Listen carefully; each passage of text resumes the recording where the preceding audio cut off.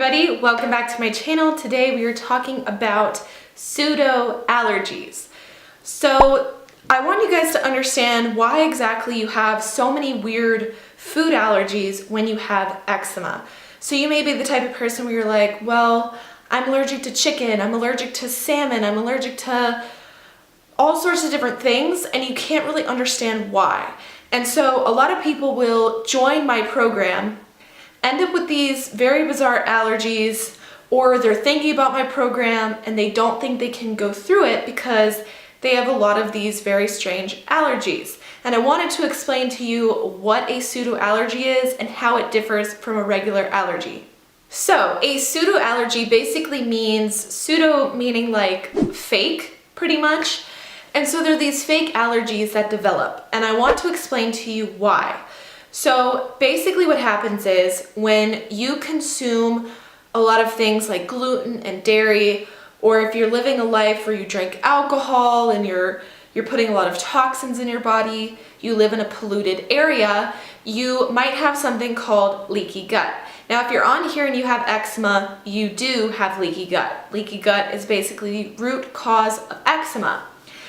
So from there, basically what happens is if you zoom way into your intestines and we look through a microscope, you will see that basically the intestine lining has all of these tiny little hairs on it. And when you zoom in even closer, you'll see that there are cells. And the cells are the lining of the intestines. But fun fact is, the gut lining is only one cell thick. And so you have these cells that sit here like this. And I'm going to insert my diagram. You guys have pretty much seen this diagram before, but it's a good reminder. So what happens is, you know, if you're eating good things like cabbage and leeks and chicory, then you may have a mucus lining. And so that mucus lining sits here. So like, let's say this is the intestines, this is the mucus lining, and here are all your cells. Well, the mucus lining prevents bad things from getting in. But when you end up in a chain of events where you're not eating well, the mucus layer goes away and horrible things like gluten and lactose and refined sugar, all of those particles will tear the two cells that are sitting next to each other apart. And so basically cells are connected with something called gap junctions. And so basically here they are, they're connected, and when you have leaky gut, they start to pull apart and they create holes. And so another name for leaky gut is intestinal permeability, just meaning like your intestines has holes, basically. And so from there, everything you eat when your leaky gut is the worst, so pretty much like whenever your eczema is the worst, whatever you're consuming during that time becomes a pseudo allergy, and here's why. So let's say your eczema is really bad, you have leaky gut, and you just ate an apple. And this is something you do every day, like every single day you have an apple. So what happens is the particles of the apple are in your intestines, right? And so because you have all these holes, it's very easy for the particles of apple to get into your bloodstream. So, okay, here's the intestines, here's an apple particle, here's the gap of the two cells. The food particle will go in there and end up right into your bloodstream. So now that the food particle is in your bloodstream, you have something called antibodies. And basically they are these little fighters that go around and they mark everything. So they'll say, okay, this is bad, this bacteria is bad, this virus is bad. So they'll go and they'll see, oh, apple particle, that's not supposed to be in the bloodstream, bad. Okay, so from there, your killer cells, aka like Th2, Th1, your killer cells will say, yeah, that's not right. I know that from now on I have to fight this. And so basically, the reason why you'll become very itchy if you eat apple while you're trying to heal is because your body has now marked it as bad. Good news is pseudo allergies are completely reversible. So for example, I have a client right now, fantastic person, you know who you are, and she actually has a pseudo allergy to chicken. Now free range chicken is something that you can have on the stage 1 diet, but the problem is, when her eczema was the worst, she was consuming a lot of chicken. So on the first week of the diet, I had her try to consume a little bit. Every single time, she got immediately itchy, her skin got really red, and that is a pseudo allergy. However, she will then try to consume chicken a couple weeks later, and it'll be perfectly fine. When the immune system balances back out, your leaky gut heals, everything's back to normal, these allergies go away.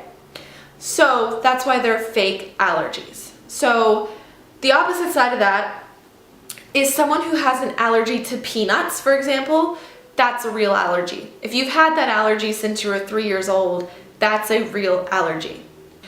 And so forever, that person's body will say, okay, peanut, no, bad. And they'll have a huge reaction. Usually reactions like that is like swelling, throat closing up, and then they'll have to use an EpiPen. These pseudo allergies are nothing like that. They just cause itching, some discomfort. When I had eczema, I had a pseudo allergy to almonds, and I would get extreme, like, my digestive system was not digesting almonds. I would like swell up like a balloon. I was extremely gassy. It was bad. But now I eat almond butter all the time and it's totally fine. So don't be discouraged if you feel like everything makes you itchy. When you work with me in the program, I have a set diet and I have to work with you so we can figure out which foods you have a pseudo allergy to so we can avoid them, and I have to coach you through the process of reintroducing foods. So that's kind of why I'm not giving out the diet to everybody, just so you guys know. But I hope this video is kind of clearing up some understanding, because you'll search the whole internet, and if you keep trying to look things up, you're gonna think you're allergic to everything, like that you can't eat anything, and it feels very discouraging. But it's not forever. Start healing your leaky gut with gut healing foods like bone broth and cabbage and leek, and then you'll start to be able to eat all the things you used to eat again, vegetable and fruit wise. So when you're in stage 3, you can live a much easier life. You can eat all your fruits, all your vegetables. All you have to do is avoid fridge foods. Fried foods, refined sugar, eggs, dairy, gluten. FREDG. So don't feel discouraged. You guys ask me a lot of questions in the comments like, are tangerines good for eczema? Is chicken good for eczema? It really depends on each person. I really have to work with you pretty closely to figure it out. If it makes you itch, avoid it. Try to use like an elimination diet to figure out what's causing you itchiness or not, and then slowly reintroduce those foods once you start to heal, one by one. So I hope this helps clear this up. Pseudo allergies will go away. They're not real allergies.